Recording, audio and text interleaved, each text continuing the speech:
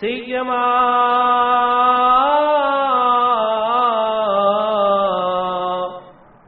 بقیت اللہ فی الارض امام زماننا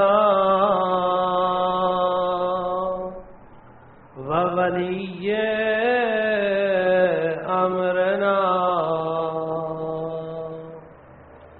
وصاحبنا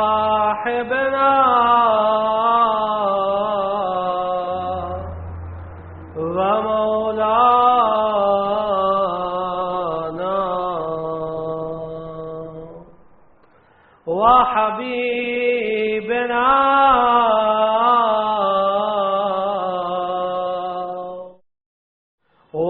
وطبيبنا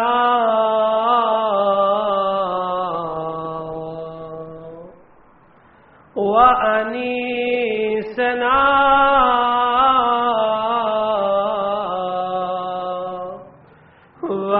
ومونسنا الكهف الحسين وغياث المضطر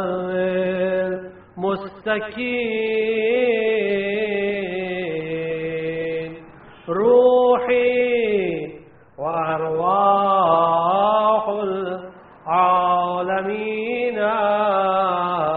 له الفداء. اما بعد، الحسین بن علی علیہم السلام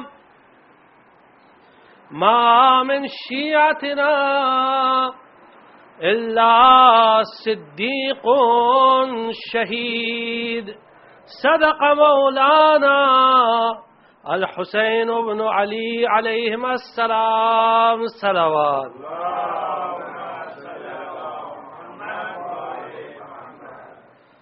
سید الشہداء امام حسین علیہ السلام اس حدیث شریف میں فرما رہے ہیں کہ ما من شیعتنا الا صدیق شہید.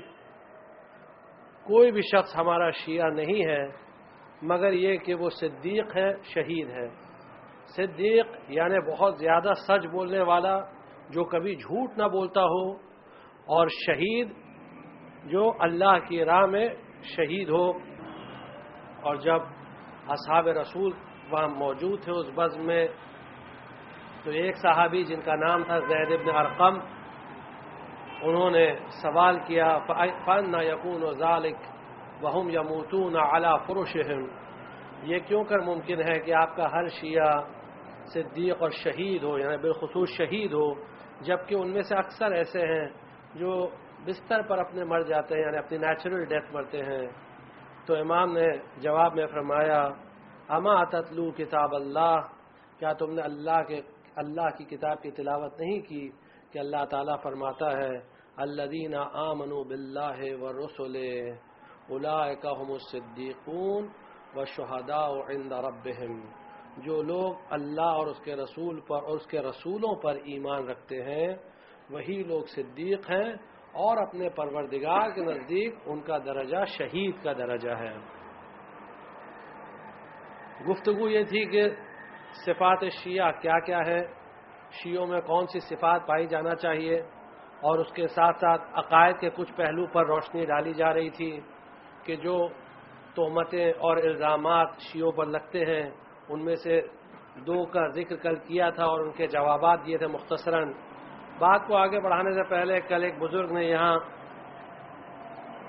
ایک سوال کیا کہ بہتر یہ ہے کہ آپ نے جو بات کہی تھی اس کی وضاحت زیادہ کر دیں. آپ نے اس کی وضاحت نہیں کی اور بات ان کی صحیح بھی تھی، اور وہ یہ تھا کہ جو حدیث نہج و بلاغہ سے پڑھی تھی کہ نحن ثناء ربنا والخلق ثناء لنا، ہم اپنے پروردگار کی مخلوقات ہیں اور بقیہ جتنے کریچرز ہیں، مخلوقات ہیں، وہ ہماری پیدا کی ہوئی ہیں. یہ نہج و بلاغہ قول مولا کائنات کا. تو انہوں نے یہ حکم دیا ہے کہ آپ اس کی وضاحت کریے، اس کو ایکسپلین کریے. تو وقت تو نہیں کہ اس پر زیادہ روشنی ڈالیں، کیونکہ یہ ایک ایسی حدیث ہے نہج البلاغہ میں کہ جس پر لوگوں نے بہت روشنی ڈالی اور بہت ڈسکشن اس میں ہوا ہے، لیکن مختصراً صرف اتنا ہے کہ خود یہ حدیث بتا رہی ہے کہ مولا کائنات خود کہہ رہے ہیں کہ ہم اللہ کی مخلوق ہیں. مولا کائنات خود کہہ رہے ہیں ہم اللہ کی مخلوق ہیں، اللہ نے ہمیں پیدا کیا ہے. تو یہاں خدائیت کا تو کوئی سوال ہی نہیں اٹھتا ہے. جو خود یہ کہہ رہا ہے کہ ہم اللہ کی مخلوق ہیں تو خدا ہونے کا تو کوئی سوال ہی نہیں اٹھتا. مولا کائنات معاذ اللہ نعوذ باللہ کبھی انہوں نے یہ دعویٰ کیا ہی نہیں، بلکہ کل جیسے عرض کیا تھا کہ وہ سخت ناراض ہوتے تھے اور بالکل ان کے مزاج کے مخالف یہ بات تھی کہ کوئی ان کو خدا یا الوہیت ان کی طرف منسوب کرے، کوئی ان کو خدا کہے. بہت شدید ناراض ہوتے تھے. اب جو رہا دوسرا جملہ والخلق صنائع لنا، اور بقیہ سارے جو کریچرز ہیں وہ ہمارے طفیل میں ہمارے ذریعے پیدا ہوئے ہیں، تو اس میں کوئی بڑی بات نہیں ہے، اس میں کوئی گھبرانے کی بات نہیں ہے، کیونکہ یہ قرآن کا کانسیپٹ ہے. قرآن میں ہے، مثلا پہلی آیت ہے اللہ تعالیٰ خود فرماتا ہے اللہ تعالیٰ خود قرآن میں اپنے آپ کو احسن الخالقین کے نام سے اللہ نے یاد کیا ہے. احسن الخالقین یعنی I am the best of creators, یعنی سارے پیدا کرنے والوں میں سے میں سب سے اچھا پیدا کرنے والا ہوں. یعنی اس کا مطلب یہ ہے کہ دوسرے بھی پیدا کرنے والے ہیں، دوسرے بھی خلق کرنے والے ہیں، تو اس میں کوئی تعجب کی بات نہیں، کوئی بری بات نہیں ہے. دوسرے بھی خالق ہیں، اللہ نے دوسروں کو بھی خالق کہا ہے. ایک بات تو یہ ہو گئی. دوسری بات، دوسری دلیل قرآن سے، اور بات انشاءاللہ واضح ہو جائے گی کہ قرآن کریم میں حضرت عیسیٰ کی مثال دی گئی ہے کہ حضرت عیسیٰ فرماتے ہیں قرآن کریم میں ان کی طرف سے حکایت کرتے ہوئے قرآن نے کہا ہے کہ حضرت عیسیٰ نے فرمایا سورہ آل عمران کی آیت ہے انی اخلق لکم من الطین کہیئۃ الطیر فانفخ فیہ فیکون طیرا باذن اللہ. میں ایک پرندہ مٹی کا پیدا کرتا ہوں، پھر اس میں روح پھونک دیتا ہوں، اور جیسی روح پھونکتا ہوں اس میں جان پیدا ہو جاتی ہے، اس میں روح آ جاتی ہے اور وہ پرندہ ہو جاتا ہے، اڑنے لگتا ہے. اب حضرت عیسیٰ خالق ہوئے کہ نہیں ہوئے؟ تو اگر اللہ نے دوسروں کو خالق کہا ہے اور حضرت عیسیٰ کو خالق کہا ہے قرآن میں، تو اس میں کون سی تعجب کی بات ہے؟ اس کے علاوہ بہت ساری چیزیں ہیں، لیکن کیونکہ ابھی وہ گفتگو نہیں ہے اس لیے کچھ جواب کو یہاں سمیٹ کر کہ یہ کریشن جو حضرت علی کا ہے، جو یا مثلا پیغمبر کے ذریعے ہوا، اور حضرت علی اور پیغمبر ایک ہی نور سے پیدا ہوئے ہیں، انا وعلی من نور واحد، میں اور علی ایک نور سے ہیں. تو یہ جو ان کے نور سے بقیہ تمام چیزوں کو پیدا کیا گیا ہے، اس کے بارے میں تھوڑی سی روشنی اور آج ڈالیں گے بعد میں انشاءاللہ. وہ یہ ہے کہ ان کے ذریعے اللہ نے پیدا کیا، ان کے ذریعے چیزوں کو ان کے نور سے پیدا کیا گیا ہے. دنیا کی ہر چیز کو ان کے نور سے پیدا کیا گیا ہے، اور جب ان کے نور سے پیدا کیا گیا ہے یقیناً یہ اذن پروردگار یعنی اللہ کی پرمیشن سے ہے اور اللہ کے حکم کے بنا پر ہے. نہ کبھی پیغمبر نے یہ دعویٰ کیا کہ ہم اللہ ہیں، نہ کبھی علی نے دعویٰ کیا کہ میں خدا ہوں، نہ کسی امام نے یہ دعویٰ کیا، معاذ اللہ کبھی کسی نے یہ دعویٰ نہیں کیا. اور اگر اللہ چاہتا ہے کہ اپنے ذریعے کسی کوئی سسٹم کو چلائے تو اس میں کسی کو کیا تعجب ہونا چاہیے؟ اللہ نے یہ طے کیا، اللہ کا یہ ارادہ ہے کہ کریشن کا سسٹم اس طرح چلے کہ میں ان کو پیدا کروں اور یہ دوسروں کو پیدا کریں. اور آج ہم دنیا میں دیکھتے ہیں کہ دنیا میں بہت سارے کام اسی طرح ہوتے ہیں ڈیلیگیشن کے ذریعے. البتہ یہ نہیں یعنی کہیں انڈیپینڈنس نہیں ہے کہ ہم اللہ سے الگ ہو گئے. تو یہ بات تھی. کل جو سوال تھا اس کا یہ جواب تھا. ایک صلوات پڑھ دیجئے.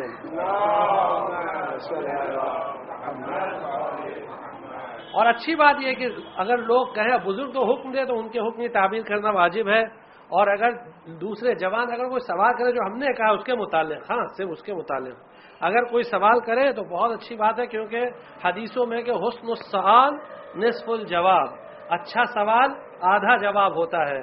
اور اس کا مطلب یہ کہ ہم کو بھی اطمینان ہو جاتا ہے کہ لوگ سن رہے ہیں. ایک صلوات پڑھ دیجئے.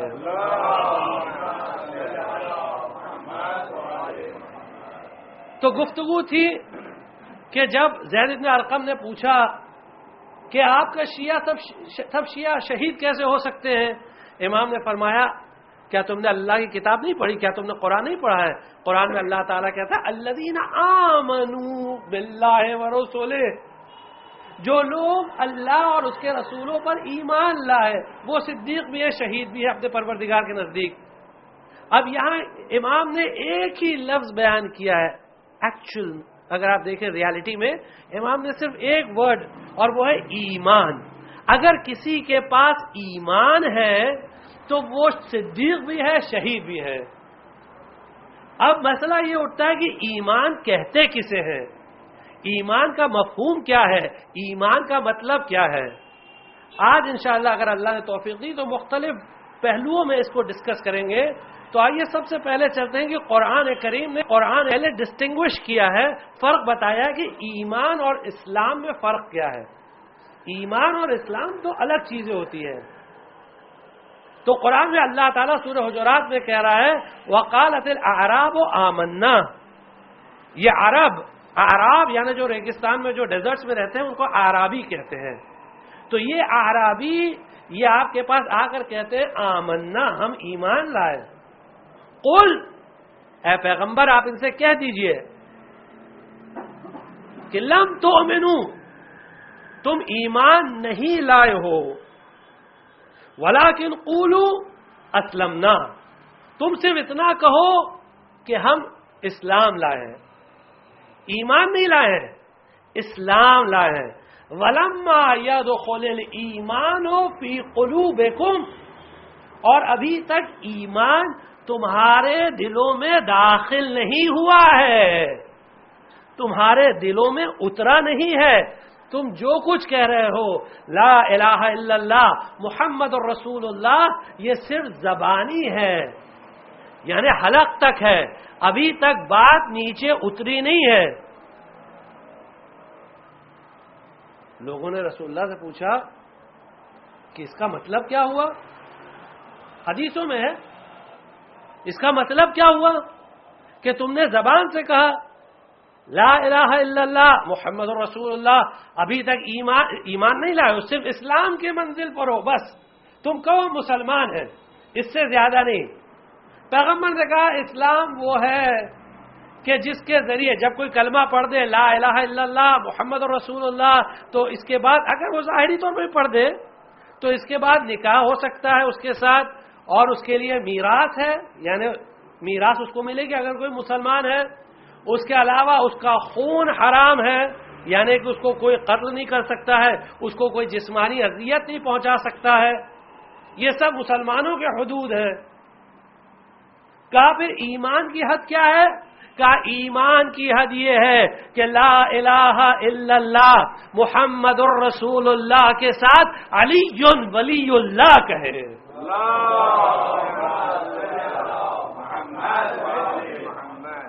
یہ ایمان کی حد ہے، ایمان علی ولی اللہ ہو، جب تک کہ علی ولی اللہ کوئی نہ کہے اس وقت تک کہ ایمان اس کے دل میں نہیں اترا ہے۔ اور یہ بہت سخت تھا لوگوں کے لیے۔ دیکھیے اللہ کو تو سبھی لوگ مانتے ہیں، اللہ سے تو کوئی انکار نہیں کرتا، چاہے جو ہو، چاہے جس مذہب کا ہو، چاہے جس دین کا ہو، کہیں نہ کہیں سے تو آ کے، کیونکہ جب پریشان ہوتا ہے، جب مشکلوں میں پھنستا ہے، ڈیفیکلٹیز میں آتا ہے، تو کسی نہ کسی نام سے اللہ کو تو پکار ہی لیتا ہے، چاہے جس نام سے پکارے، مانے گا تو ضرور، کیونکہ کہیں نہ کہیں تو پھنستا ہی آ کر، چاہے جس مذہب کا ہو، چاہے جس دین کا ہو۔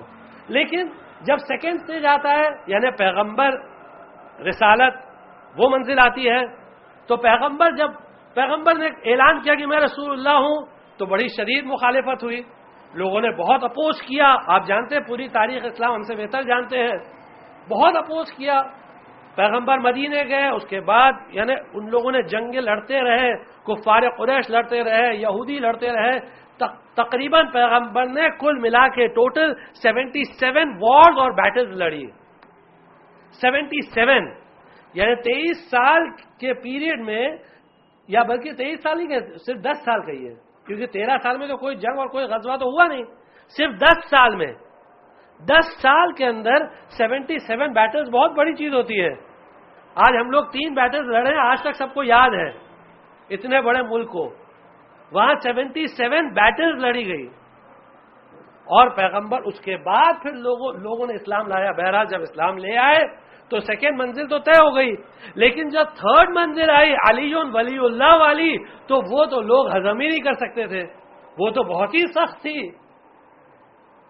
وہ تو ناقابل ہضم تھی لوگوں کے لیے۔ اسی لیے جب پیغمبر نے غدیر میں اعلان کیا کہ من کنت مولا فہذا علی مولا، اور جو بقیہ غدیر کا پورا واقعہ آپ جانتے ہیں کہ غدیر میں کیا ہوا، تو حارث ابن نعمان فہری لعنت اللہ علیہ پیغمبر کے پاس آیا اور کہنے لگا کہ اے محمد، تم نے ہم سے کہا کہ اللہ ایک ہے، باقی سب خداؤں کو ریجیکٹ کرو، تو ہم نے سب کو ریجیکٹ کر دیا، تمہارے اللہ کو مان لیا۔ تم نے کہا کہ مجھے رسول مانو، ہم نے تم کو رسول مان لیا۔ اب یہ تم کیا نئی چیز لے کر آئے ہو کہ علی تمہارا جانشین ہے، اب ہم کو علی کو ماننا پڑے گا؟ پیغمبر نے کہا یہ تو اللہ کی طرف سے حکم ہے۔ اس نے سوال کیا یہ حکم تمہاری طرف سے ہے یا اللہ کی طرف سے ہے؟ پیغمبر نے کہا اللہ کی طرف سے ہے۔ کہا اگر یہ اللہ کی طرف سے ہے تو ایک پتھر ابھی اس وقت مجھ پر آئے اور نازل اور مجھے ختم کر دے، ہلاک کر دے۔ حارث بن نعمان فہری یہ کہہ کر وہ نکل کے گیا، تھوڑی دور بھی نہیں پہنچا تھا کہ ایک پتھر آسمان سے آیا اور حارث کے سر پر گرا اور حارث ادھر ہی ختم ہو گیا۔ قرآن کی ایک آیت نازل ہوئی، سأل سائل بعذاب واقع، ایک سائل نے سوال کیا ایک ایسے عذاب کے لیے کہ جو واقع ہونے ہی والا تھا،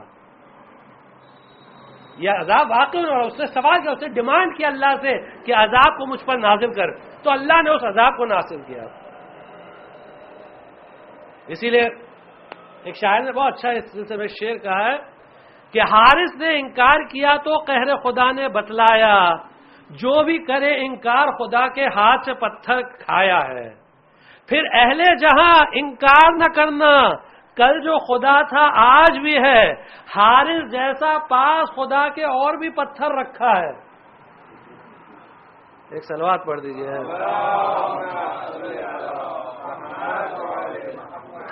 اور واقعی یہ پتھر ہے اور آج بھی برس رہا ہے، اور یہ آج سے نہیں برس رہا ہے، یہ تب سے برس رہا ہے اور برستا رہے گا۔ اب آپ سوچیں کیسے برس رہا ہے؟ یہ آواز جو آپ سن رہے ہیں اسلام خطرے میں ہے اور چاروں طرف یہ ہو رہا ہے اور وہ ہو رہا ہے، دیکھیں اسلام خطرے میں، یہ 1400 سال سے مسلمان چلا رہا ہے اور چلاتا رہے گا ظہور تک۔ یہ عذاب الہی ہے، یہ عذاب الہی ہے، یہاں مارے جا رہے، وہاں مارے جا رہے، یہاں یہ پرابلم، وہاں وہ پرابلم، دنیا بھر میں جو کچھ ہے یہ عذاب الہی۔ اللہ کا عذاب ایک ٹیکنیکل کائنڈ کا نہیں ہوتا کہ ٹیکنیکل یہ عذاب ہے، دیکھو اس طرح یہ اسپیسیفیکیشن کے ساتھ آئے گا۔ عذاب مختلف قسم کا ہوتا ہے، ڈفرنٹ ٹائپس کا ہوتا ہے، اللہ جیسے چاہتا ہے عذاب نازل کرتا ہے۔ بہرحال ایمان کا بنیادی خلاصہ یہ ہے کہ انسان ولایت علی ابن ابی طالب علیہ الصلوۃ والسلام رکھے، اور اگر اس کے پاس ولایت نہیں ہے تو پھر اس کا نہ دین مکمل ہے نہ ایمان مکمل ہے، کچھ نہیں ہے۔ اسی لیے وہ حدیث جو سلسلۃ الذہب کے نام سے مشہور ہے، اس میں امام رضا علیہ الصلوۃ والسلام نے فرمایا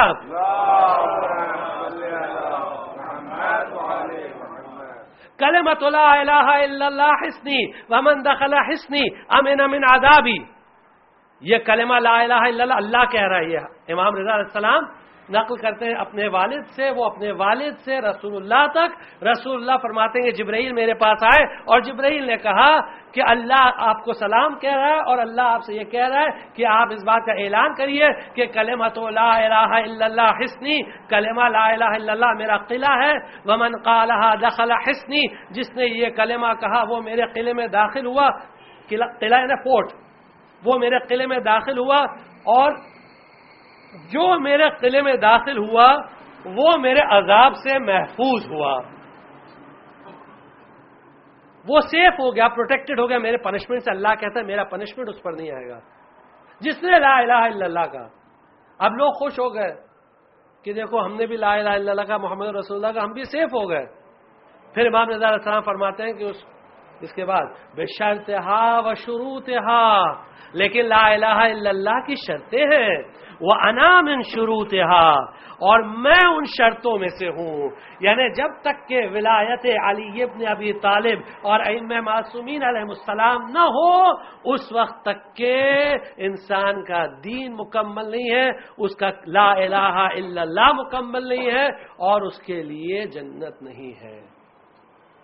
یہ ایک اہم شرط اور اہم بنیاد ہے ایمان کی. ایمان کی بنیاد ہے لا الہ الا اللہ محمد رسول اللہ کے بعد علی ولی اللہ. یہ بنیاد ہے. لیکن اب یہاں سے منزل شروع ہوتی ہے. اس سے پہلے بھی آپ کی خدمت میں چند سال پہلے عرض کر چکے ہیں کہ بہت سارے لوگ آتے تھے مولا کائنات کے پاس اور کہتے تھے یا علی ہم آپ کے چاہنے والے ہیں، یا علی ہم آپ کے چاہنے والے ہیں، ہم آپ کے شیعہ ہیں. مولا کائنات فرماتے تھے جاؤ تم نہیں ہو. کہا میں اقرار کر رہا ہوں اور آپ کہہ رہے نہیں ہو. کہا تمہارا نام اس دفتر میں نہیں، جو شیعوں کا جو رجسٹر ہے اس میں تمہارا نام نہیں ہے، رول میں تمہارا نام نہیں ہے. تو حدیث میں مثلا ایک بار ایسا ہوا کہ ایک شخص آیا، اس نے کہا امیر المومنین نے اس کو ریجیکٹ کر دیا. دوسرا آیا، اس نے کہا امیر المومنین نے اس کو ریجیکٹ کر دیا. جب تیسرا آیا امیر المومنین نے کہا ہاں تمہارا نام ہے، تمہارا نام ہے. لیکن اس کے بعد مولا کائنات نے ایک عجیب جملہ فرمایا کہ استعدوا جلباب الفقر. اب کیونکہ ہمارے شیعہ ہو تو فقیری کا لباس بھی اوڑھنے کے لیے تیار رہو، یعنی ہر چیز کے لیے تیار رہو، ہر چیز کے لیے آمادہ رہو. یعنی ہمارا چاہنے والا بننے کے لیے ضروری ہے کہ انسان میں کچھ کوالٹیز ہو، کچھ ٹریٹس ہو. کیونکہ علی کے چاہنے والے کی بڑی منزلت ہوتی ہے، بہت بڑی پوزیشن ہوتی ہے. یہ بڑی اہم منزلت ہے، بڑی منزلت ہے، بڑی پوزیشن ہے. لیکن کیونکہ بڑی ہے اس لیے اس کے لیے ریکوائرمنٹس بھی ویسی ہی ہیں. اب کیا ریکوائرمنٹس ہیں؟ تو آئیے ایمان کو سمجھنے کی کوشش کریں کہ ایمان ہے کیا. دیکھیے جو بیسک کوالیفیکیشن ہے وہ تو بتا دیا کہ لا الہ الا اللہ محمد رسول اللہ کے ساتھ علی ولی اللہ، یہ تو بالکل بیسک ہو گئی، بالکل ہی بیسک. اب اس کے ساتھ پھر کچھ اور چیزیں ہیں. اب آئیے دیکھتے ہیں کہ خود علی کیا کہتے ہیں. علی کی زبانی سنیں کہ ایمان کسے کہتے ہیں، مومن کسے کہتے ہیں. علی کیا کہتے ہیں ہمارے چاہنے والے کے پاس کیا کوالیفیکیشن ہونا چاہیے. فرماتے ہیں الایمان و شجرہ. ایمان ایک ٹری ہے، ایک درخت ہے. مثال کیا دی؟ تمثیل ہے، یہ مثال دیو. ایک ٹری ہے، ایمان ایک ٹری ہے. اصلھا الیقین، اس کی روٹ یقین ہے، یقین ہے، سرٹنٹی ہے، سرٹیٹیوڈ. یعنی آدمی شیور ہو فیتھ کے بارے میں. انشاءاللہ اس کی تفصیلات آئندہ آئے گی کہ یقین کسے کہتے ہیں، یقین کے الگ الگ مراتب اور مراحل کیا کیا، سٹیجز کیا کیا ہے، لیولز کیا کیا ہے. لیکن کہتے ہیں یہاں یقین ہے. خالی مختصراً اتنا سن لیجئے کہ یقین وہ مقصد ہے کہ جس کے لیے انسان کو پیدا کیا گیا ہے. یقین وہ مقصد ہے. اب آپ کہیں گے یہ تو ہم پہلی بار سن رہے ہیں. جو بچے ہیں ان کی بات کر رہے ہیں، بزرگوں کی نہیں. کہ یقین آج تک سنا کہ عبادت کے لیے پیدا کیا گیا، لیکن عبادت کی منزل ایک ہوتی ہے جسے یقین کہتے ہیں. اللہ تعالیٰ سورہ حجر کی آخری آیت میں فرماتا ہے وَاعْبُدْ رَبَّكَ حَتَّى يَأْتِيَكَ الْيَقِينُ. اپنے پروردگار کی اتنی عبادت کر کہ تجھے یقین آ جائے. وہ عبادت اصل عبادت ہے کہ جس میں انسان یقین کی منزل پر ہو. تو یقین جڑ ہے ایمان کی. اگر کسی کے پاس یقین نہیں ہے تو اس کے پاس ایمان نہیں ہے. آپ نے سنا ہے کہ بغیر جڑ کے کوئی درخت، کوئی ٹری ہو سکتا ہے وداؤٹ روٹس؟ کوئی ٹری وداؤٹ روٹس ہو سکتا ہے؟ اب جتنی اسٹرانگ روٹس ہوں گی اتنا بڑا ٹری ہوگا. تو جتنا اسٹرانگ یقین ہوگا، سرٹیٹیوڈ ہوگا، شورٹی اور سرٹنٹی ہوگی ریلیجن کے بارے میں، اتنا زیادہ انسان کا دین قوی ہوگا، ایمان قوی ہوگا. تو یہ علی کے جملے ہیں. اصلها الیقین، اس کی روٹ یقین ہے. وفرعها التقی، اور اس کی برانچ تقوی ہے، پائٹی ہے. فرعها التقی ونورها الحیا، اور اس درخت کا نور حیا ہے. یعنی جو بے حیا ہے اس کے ایمان میں نور نہیں ہے، جس کے پاس حیا نہیں ہے اس کے چہرے پہ نور نہیں ہے، جس کے پاس حیا نہیں ہے اس کے ماتھے پر نور نہیں ہے. لا دینا لمن لا حیاء لہو، جس کے پاس حیا نہیں ہے اس کے پاس دین نہیں ہے. حیا کتنی اہم چیز ہے. حیا تو آپ جانتے ہیں کسے کہتے ہیں؟ ماڈسٹی. حیا شرم، عورت مرد سب میں ہونا چاہیے. حیا ہونا چاہیے. حیا کی تفصیلات کا بھی وقت نہیں ہے، صرف مختصراً امیر المومنین کا جملہ. امیر المومنین بہت غیرت دار تھے، بہت غیرت دار تھے، اور امیر المومنین پسند کرتے تھے اس بات کو کہ ان کا چاہنے والا غیرت دار ہو. اس بات کو پسند کرتے تھے. اسی لیے عراق میں جب انہوں نے دیکھا کہ عورتیں بے حیائی کے ساتھ گھوم رہی ہیں سڑکوں پر اور مردوں کے ساتھ شانہ بشانہ ملا کر چل رہی ہیں، تو انہوں نے یہ جملہ کہا تھا، یا اہل العراق نبئت ان نساءکم یوافین الرجال فی الطریق اما تستحیون لعن اللہ من لا یغار. اہل عراق، اے عراق والو، مجھے یہ خبر ملی ہے کہ تمہاری عورتیں سڑکوں پر مردوں کے ساتھ شانہ بشانہ ملا کر چلتی ہیں. اما تستحیون، کیا تمہیں حیا نہیں آتی ہے؟ تمہیں شرم نہیں آتی ہے؟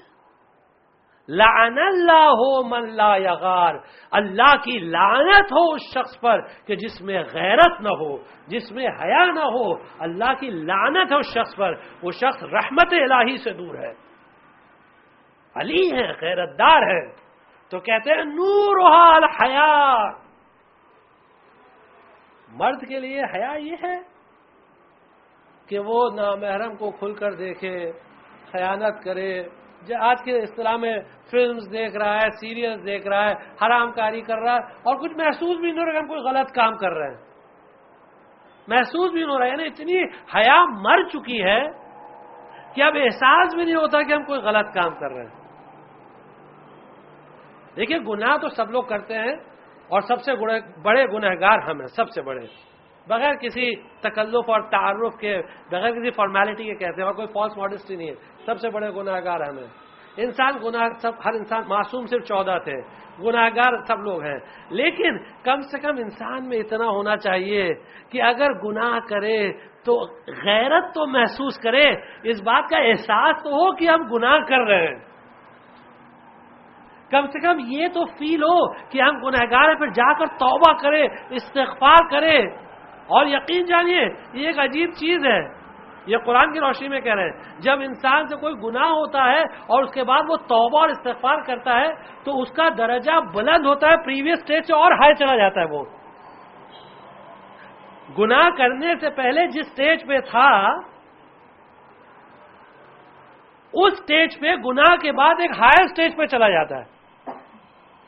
کیسے ہائر سٹیج پہ جاتا ہے؟ جب وہ گناہ کرنے کے بعد توبہ اور استغفار کرتا ہے، اللہ کو اس کا یہ توبہ اور استغفار اتنا پسند آتا ہے کہ اس کے اللہ اس کے درجات کو اور بلند کر دیتا ہے. جو پریویس درجہ تھا اس سے، جو درجہ ما سبق تھا، جو پریویس درجہ تھا، جو پریویس لیول تھا، اس سے اور. تو حیا تو ہونا چاہیے، عورت مرد سب میں حیا ہونا چاہیے. اور پھر لاسٹ میں کہتے ہیں وَثَمَرُهَا السَّخَاءُ، اور ایمان کا پھل کیا ہے؟ سخاوت ہے، جنراسٹی. یعنی کیسے پتا چلے؟ اگر کوئی درخت کوئی ہے، کوئی ٹری ہے، تو وہ ٹری اسی وقت سمجھ میں آتا ہے کہ بھائی یہ ٹری اچھا ہے جب اس میں پھل ہو. اگر کوئی درخت نہ سایہ دے نہ پھل دے، کسی کام کا نہیں ہو، تو وہ درخت کسی کام کا ہے؟ کوئی بھی انسان اس کو نہیں رکھے گا کہ وہ نہ سایہ دے رہا ہے نہ پھل دے رہا ہے، اس کو کاٹ کے پھینکو، کوئی دوسرا درخت لگاؤ جس میں کوئی پھل ہو. یا امام فرماتے ہیں کہ ایمان کا پھل سخاوت ہے، جنراسٹی ہے. اور یہ جنراسٹی یہ اور ایمان انٹرٹوائنڈ ہیں، ایک دوسرے سے ملے ہوئے ہیں. امام صادق علیہ الصلوۃ والسلام ایک حدیث میں فرماتے ہیں انما شیعتنا یعرفون بخصال شتى، ہمارے شیعہ 5 خصلتوں سے پہچانے جاتے ہیں، 5 چیزیں ان میں ہونی چاہیے. سب سے پہلی چیز جو فرماتے ہیں بالسخاء والبذل للاخوان، وہ اپنے بھائیوں کے ساتھ بہت جنرس ہیں، بہت جنرس ہیں، سخی ہیں، لیکن بھائیوں کے ساتھ. ہاں، حرام کاری کے لیے نہیں، فی سبیل اللہ، اللہ کی راہ میں. یہ نہیں کہ ایک آیا آدمی کا بھائی آپ مومن ہیں اور پکچر دیکھنے کے لیے پیسے نہیں، ذرا دے دیں گے کیا؟ تو بھائی دیکھیں مومن ہے، اس کو پکچر دیکھنا ہے تو ابھی دینا تو چاہیے. نہیں، وہ نہیں، وہ حرام کاری ہے. فی سبیل اللہ ہونا چاہیے، بالسخاء والبذل للاخوان. اور واقعی یہاں ایسے ایسے علماء ہمارے یہاں گزرے ہیں کہ آغا مازندرانی تھے جو اتنے سخی تھے کہ ادھار لے لے کر دوسروں کو پیسہ دیتے تھے.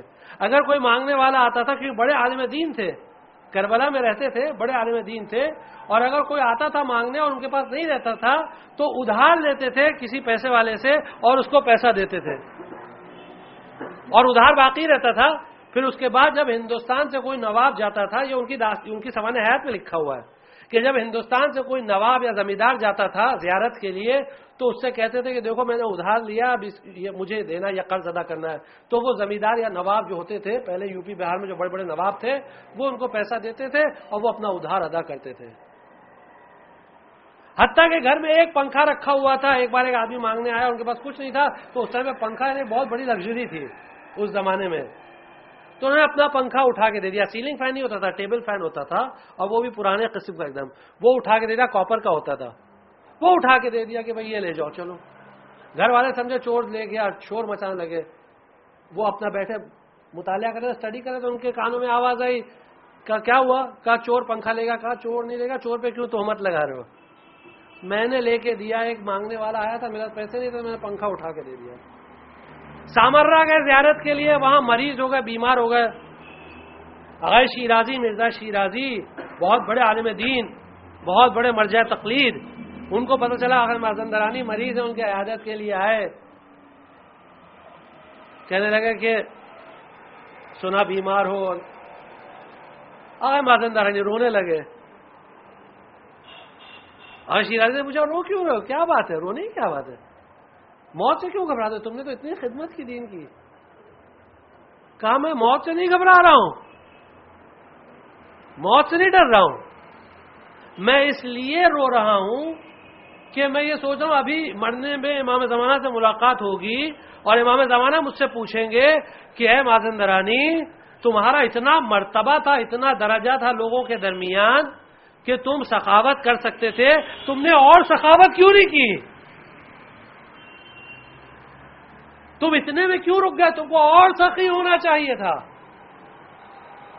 تو سوانح حیات میں لکھا ہوا ہے کہ مرزا شیرازی مرجع تقلید تھے، لیکن ان کی بات سن کر مرزا شیرازی کو اتنا احساس ہوا کہ گھر پر واپس آئے اور ان کے پاس جتنی رقوم شرعیہ یعنی خمس کی رقم رکھی ہوئی تھی سب لا کر بانٹ دیا. لوگوں میں کچھ رکھا ہی، اپنے پاس کچھ رکھا ہی نہیں، سب لوگوں میں تقسیم کر دیا. یہ سخاوت، یہ ایمان کا پھل ہے، پتہ چلتا ہے. سخی ایسے ہونا چاہیے، اپنے پاس کچھ نہ رکھے، اللہ دینے والا ہے، دیتے رہے. ابھی آگے حدیثیں آئیں گی، آپ حدیثیں سنتے جائیے جو ائمہ معصومین علیہ السلام اور پیغمبر اکرم صلی اللہ علیہ وسلم کی حدیثیں ہیں. تو ایمان اسے کہتے ہیں. پیغمبر فرماتے ہیں الایمان معرفۃ بالقلب، ایمان قلب سے معرفت کا نام ہے، یعنی آپ دل سے اقرار کریں، اور قول باللسان، زبان سے اقرار کریں، دل سے مانے، زبان سے اقرار کریں، اور عمل بالارکان، اور عمل کے ذریعے ایمان ظاہر ہوتا ہے. عمل کرے تاکہ پتہ چلے کہ ایمان کیا ہے. لیکن یہ تو ہو گئی بنیادی باتیں. اب آئیے دیکھیں حقیقت ایمان کسے کہتے ہیں، جس کو انسان ایکسپیرینس کرے، اس ریالٹی کو ایکسپیرینس کرے. یعنی ایکسپیرینس کرنے کے لیے کچھ چیزیں کرنی پڑیں گی،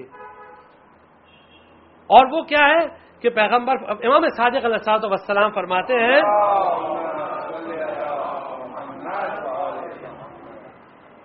کہ ان من حقیقت الایمان ان توسر الحق وان ضرک علی الباطل وان نفعک.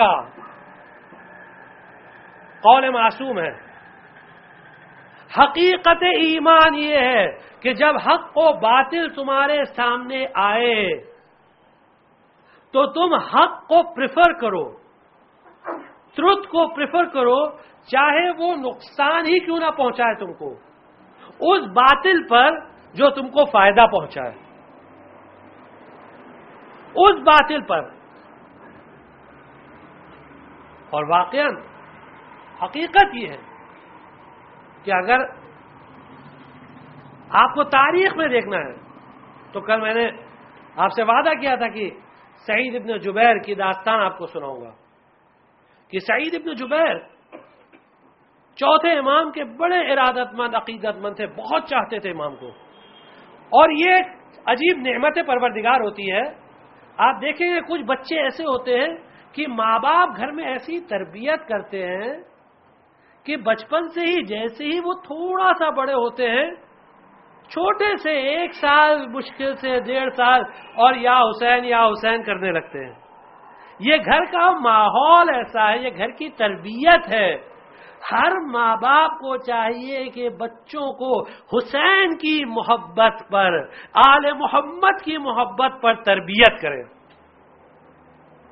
یہ اصل تربیت ہے. سعید ابن جبیر کے ماں باپ نے سعید کی تربیت اسی بنا پر کی تھی، اور اس کا نتیجہ یہ ہوا کہ سعید بچپن سے آل محمد سے اتنی محبت کرتے تھے کہ واقعی اور حقیقی محبت تھی. یعنی محبت کے ساتھ ساتھ سعید نماز، روزہ سب کے پابند بھی تھے. بچپن سے سعید برابر نماز پڑھتے تھے. نماز صبح کے لیے اٹھ جاتے تھے، صرف مرغا ایک بار آواز کرتا تھا، مرغا ایک بار آواز کرے اور سعید کی آنکھ کھل جاتی تھی بچپن میں. اب آج کل کے جوانوں کو تو حال آپ جانتے نا، ہم نے اس دن بتایا تھا کہ کیا حالت ہے جوانوں کی، کہ ملک الموت بھی آگے کھڑے ہو جائیں تو جلدی نہ اٹھے، یہ حالت ہے. لیکن سعید چھوٹے سے تھے، سعید ابن جبیر، اور نماز صبح کے پابند تھے. صرف مرغا ایک بار آواز کرے سعید اٹھ جاتے تھے. ایک مرتبہ ایسا ہوا کہ مرغا بولا ہی نہیں اور سعید کی آنکھ کھلی نہیں. سعید کی نماز صبح قضا ہو گئی. سعید کو اتنا برا لگا. دیکھیے بچہ ہے لیکن اتنا برا لگا کہ نماز قضا ہو گئی، نماز صبح قضا ہو گئی، کہ سعید نے غصے میں مرغے سے کہا اللہ کرے تیری آواز ہمیشہ کے لیے بند ہو جائے. بچے ہیں لیکن غصے میں کہا اللہ کرے تیری آواز ہمیشہ کے لیے بند ہو جائے. اور وہ مرغے کی آواز بند ہو گئی. اس مرغے کی آواز بند ہو گئی. جب ماں نے ماجرا دیکھا، کہا بیٹا سعید، اللہ تمہاری ہر دعا کو قبول کرتا ہے، ہر دعا کو مستجاب کرتا ہے، تم کسی کے لیے بد دعا کبھی نہیں کرنا بیٹا. اللہ تمہاری کوئی دعا کو رد نہیں کرتا ہے.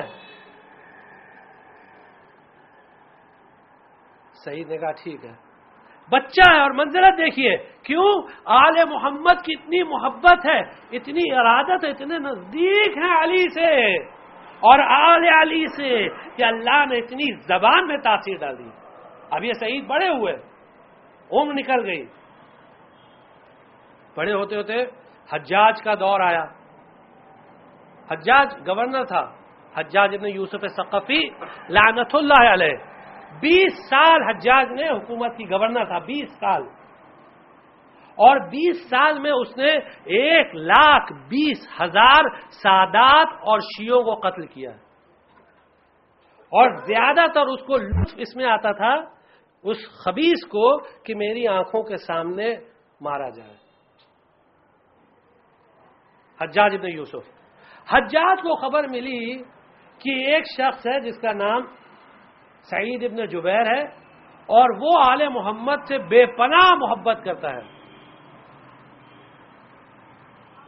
اس نے کہا کہ بھائی مجھے یہ آدمی چاہیے، گرفتار کر کے لاؤ. آج کی زبان میں ان کا اریسٹ وارنٹ نکل گیا، سعید ابن جبیر کا اریسٹ وارنٹ نکل گیا، کہیں سے بھی پکڑ کر لاؤ. سعید اس وقت اصفہان میں تھے. اصفہان کا گورنر وہ آل محمد کی طرف تھوڑا مائل تھا. اس نے سعید سے کہا دیکھو سعید، میں بھی آل محمد کا چاہنے والا ہوں اور تم بھی آل محمد کے چاہنے والے ہو، لیکن میں مجبور ہوں، میں نہیں چاہتا ہوں کہ تم کسی تکلیف میں پڑو، تم ایک کام کرو یہاں سے چلے جاؤ.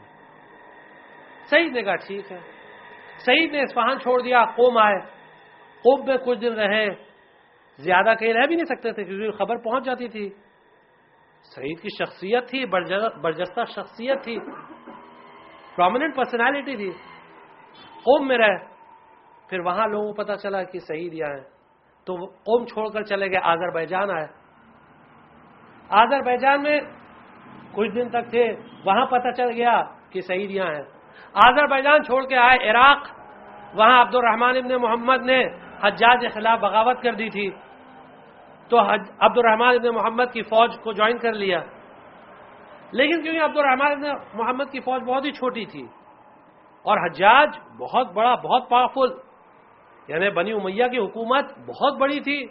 آج کے حساب سے جو ایریا ہے 21 کنٹریز کور کرتا تھا، 21 یا 27 کنٹریز، یہاں پاکستان تک یعنی افغانستان تک، وہاں یمن، سعودی عرب، سیریا، ایران، روم، پورا ایجپٹ، یہ سب کنٹریز. اس کا بادشاہ، اب اس کی فوج کے سامنے یہ 2-5 ہزار آدمی کی کوئی حیثیت نہیں تھی. ان کو شکست ہو گئی. سعید ابن جبیر وہاں سے فرار ہوئے، مکہ گئے. مکہ پہنچے. مکہ کا جو گورنر تھا، قصری نام تھا، وہ بہت ہی ظالم تھا، بہت ہی جابر تھا. اس کو خبر لگی کہ سعید ابن جبیر یہاں ہے. سعید کو فوراً اریسٹ کیا، لے کر آئے، حجاج کے سامنے کھڑا کیا گیا. حجاج نے پوچھا تیرا نام کیا ہے؟ سعید نے کہا میرا نام سعید ابن جبیر ہے. کہا مجھے یہ بات پسند ہے کہ میں تجھے شقی ابن قصیر پکاروں. شقی یعنی سعید کہتے ہیں جو جنت والا ہوتا ہے، اور شقی کہتے ہیں جو جہنم والا ہوتا ہے، اور جبیر اسے کہتے ہیں جو جوڑنے والا ہوتا ہے، اور قصیر اسے کہتے ہیں جو توڑنے والا ہوتا ہے. تو اس نے سعید نے کہا میرا نام سعید ابن جبیر ہے. حجاج ملعون نے کہا میں چاہتا ہوں کہ تجھے شقی ابن قصیر پکاروں. سعید نے کہا میری ماں بہتر جانتی ہے کہ میرا نام کیا ہے اور میرے باپ کا نام کیا ہے. حجاج کو غصہ آ گیا، کہنے لگا بتا تو کیسے مرنا چاہتا ہے، کس انداز میں تجھے ماروں. سعید نے کہا جس انداز میں مارنا چاہتا ہے مار لے، قیامت کے دن اسی انداز میں اللہ تجھے مارے گا. اور آپ سوچئے اتنا پاورفل گورنر ہے لیکن سعید سامنے کھڑے ہیں اور خوف ذرا سا بھی نہیں ہے. جس انداز. اب حجاج نے سوچا تھوڑا سا مسخرہ کروں، تھوڑا مذاق کروں. کہا سعید میرا دل چاہتا ہے کہ تجھے معاف کر دوں، میرا دل چاہتا ہے تجھے معاف کر دوں، معاف کر دوں؟ سعید نے جواب دیا مجھے تیرے معافی کی خواہش نہیں ہے، مجھے اللہ کی معافی کی خواہش ہے. اللہ معاف کرے وہ بڑی بات ہے، تیری معافی کی اہمیت کیا ہے؟ اب جیسے ہی اتنا کہا تو حجاج کو اتنا غصہ آیا کہ حجاج نے فوراً بلایا جلاد کو، اور جلاد سے کہا کہ اس کو ابھی اس وقت اس کا سر جدا کر دے اس کے جسم سے، ابھی اسی وقت. تو عام طور سے پہلے یہ لوگ اس طرح کرتے جس طرح جانور کو ذبح کیا جاتا ہے، تو جس کو ذبح کرنا ہوتا تھا اس کا روح قبلہ کی طرف کر دے، اس کا چہرہ قبلہ کی طرف، یعنی قبلہ روح کر کے اور اس کو ذبح کرتے تھے. آپ لوگ تھوڑا آگے تشریف لائیے، ایک صلوات پڑھ دیجیے تھوڑا سا. قبلہ روح کر کے سعید کو کھڑا کیا گیا. سعید نے کہا انی وجہت وجہی للذی فطر السماوات والارض حنیفا وما انا من المشرکین. میں نے اپنے چہرے کو اس کی طرف موڑ دیا ہے کہ جس نے آسمانوں اور زمین کو پیدا کیا ہے، اور میں بھی مسلمان ہوں، راہ راست پر ہوں، اور میں مشرک نہیں ہوں. جیسے ہی سعید نے اس آیت کی تلاوت کی، حجاج کو بہت غصہ چڑھا. حجاج نے کہا کہ اس کا روح قبلے کی طرف سے ہٹا دو، اس کا چہرہ قبلے کی طرف سے ہٹا دو اور اس کو ذبح کرو. تو جب چہرہ قبلے کی طرف سے ہٹا دیا گیا تو سعید نے پھر قرآن کی تلاوت کی، اینما تولوا فثم وجہ اللہ. تم جہاں بھی اپنا چہرہ موڑو گے اللہ وہی ہے. اب حجاج کو اور غصہ آیا. حجاج نے کہا اس کو منہ کے بل زمین میں پھینک دو اور ایسے ہی اس کا گلا کاٹ دو، یعنی منہ کے بل، اس کو پیٹ کے بل لٹا دو اور اس کا گلا کاٹ دو. تو سعید کو ایسے لٹا دیا گیا، منہ کے بل، پیٹ کے بل. تو سعید نے قرآن کی تلاوت کی، منہا خلقناکم وفیہا نعیدکم ومنہا نخرجکم تارۃ اخری. اسی مٹی سے ہم نے تمہیں پیدا کیا، اسی مٹی میں ہم تمہیں پھر لوٹائیں گے، اور اسی مٹی سے پھر تمہیں زندہ کریں گے. اب جیسے ہی حجاج نے یہ سنا تو تلملا گیا اور کہنے لگا کہ اب اس کو ایک لمحے کے لیے زندہ مت رکھو، فوراً اسے مار دو. بس جیسے ہی اس نے اتنا کہا تو ایک مرتبہ سعید نے ہاتھ آسمان کی طرف بلند کیے، کہا پروردگارا جس طرح اس نے مجھے ذبح کیا ہے اب اس کو کبھی موقع نہ دینا کہ کسی اور کو ذبح کرے. پروردگارا جس طرح یہ مجھے ذبح کر رہا ہے حجاج کو اب موقع نہ دینا کہ میرے بعد کسی کو ذبح کرے. علی کا چاہنے والا تھا، ایک مرتبہ ہاتھ اٹھے، بس حجاج یا سعید کو ذبح کیا گیا. اور دوسرے ہی دن حجاج پر ایک ایسی بیماری طاری ہوئی کہ بار بار بے ہوش ہوتا تھا. جیسے ہی ہوش آتا تو پاگلوں کی طرح تڑپنے لگتا تھا کہ کہا میں نے سعید نے میرا کیا بگاڑا تھا، میں نے سعید کو کیوں مارا.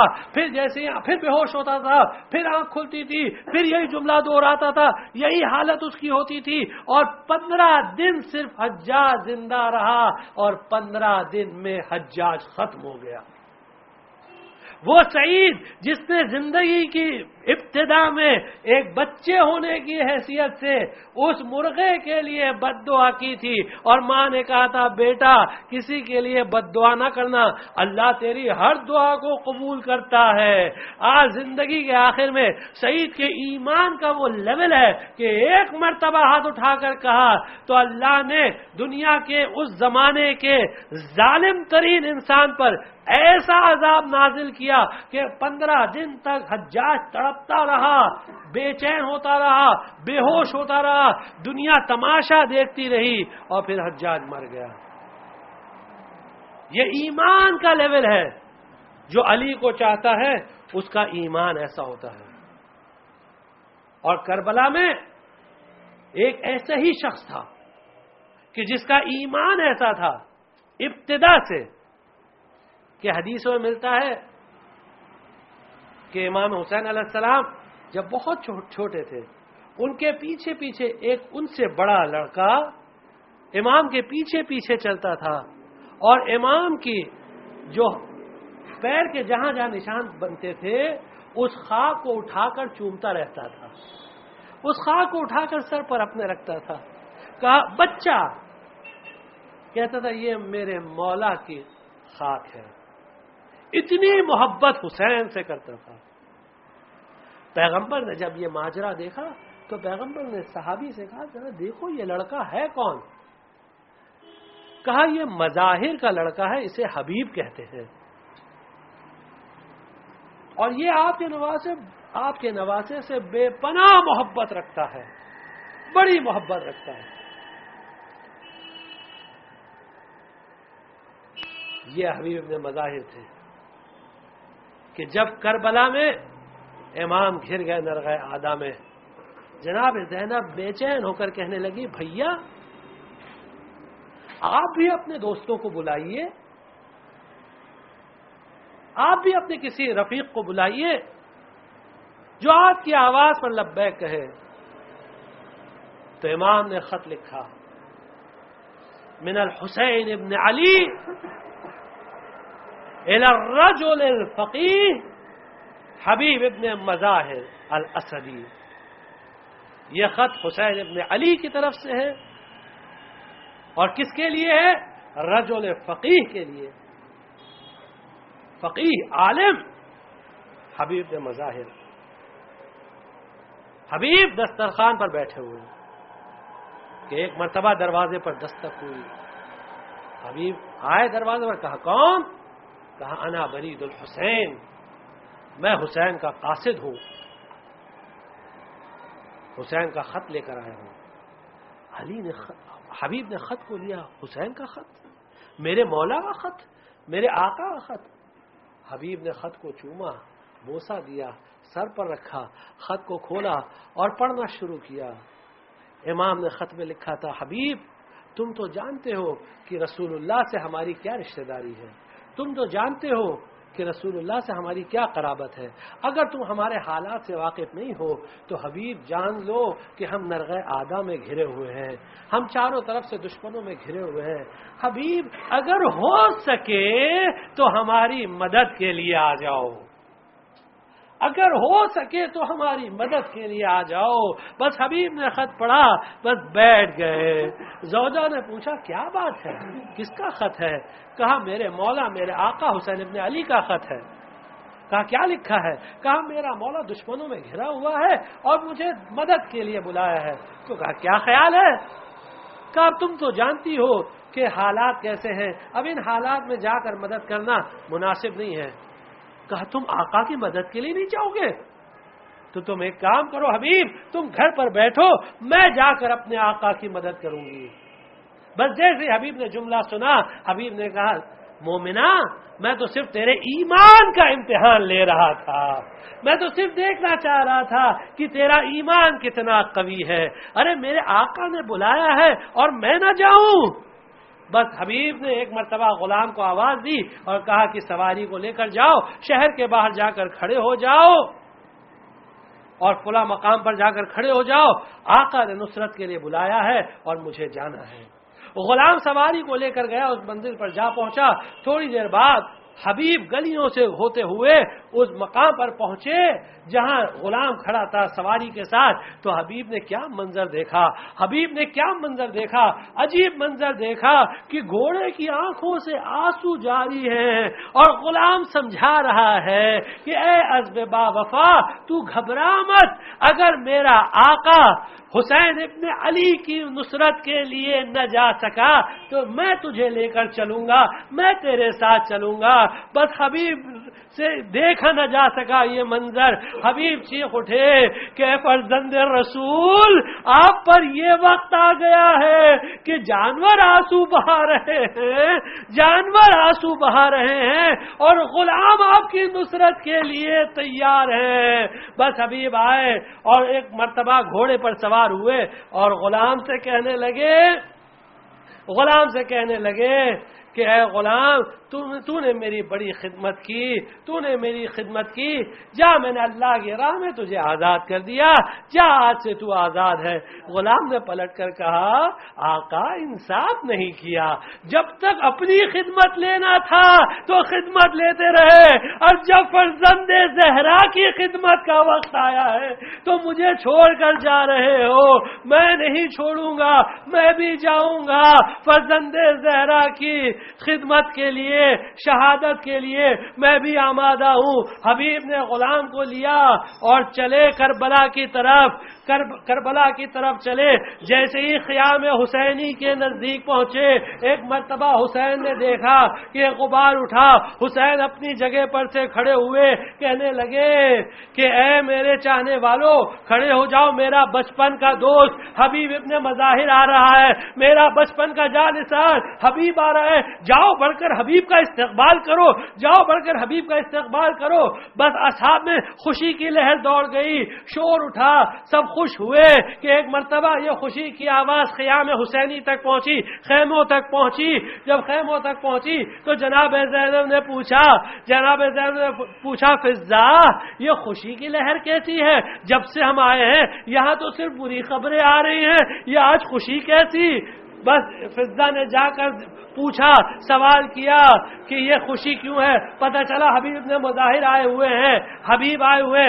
فضا نے آ کر خبر دی، کہا بی بی حبیب آئے ہوئے ہیں اس لیے اصحاب حسینی خوش ہے، اس لیے مولا کے اصحاب سب خوش ہیں۔ بس جیسے ہی جناب زینب نے سنا، کہا فضا جا کر حبیب کو ہمارا سلام کہو، اور کہو حبیب بڑا کام کیا تم نے جو ایسے وقت پر آ گئے، بڑا کام کیا۔ بس جیسے ہی فضا نے جا کر ثانی زہرا کا پیغام پہنچایا، حبیب نے امامے کو زمین پر پھینکا، خاک کربلا پر بیٹھ گئے، خاک کو سر پر رکھا، منہ پر تماچے رکھ مارے اور کہا ہائے سیدانیوں پر آج یہ وقت آ گیا ہے، علی اور فاطمہ کی بیٹیوں پر یہ وقت آ گیا ہے کہ ہم جیسے غلاموں پر سلام بھیجیں۔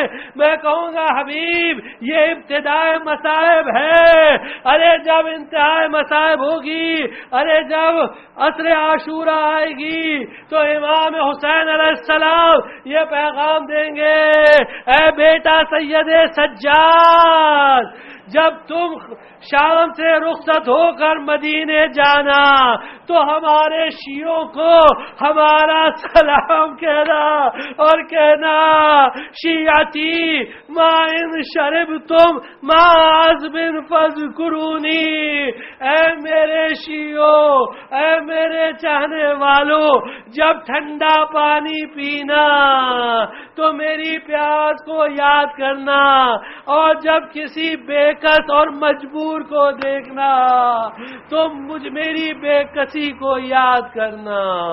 وَسَيَعْلَمُ الَّذِينَ ظَلَمُوا أَيَّ مُنقَلِبٍ يَنقَلِبُونَ إِنَّا لِلَّهِ وَإِنَّا إِلَيْهِ رَاجِعُونَ رَضًا بِقَضَائِهِ تسلیما لِأَمْرِهِ لا معبود سوا۔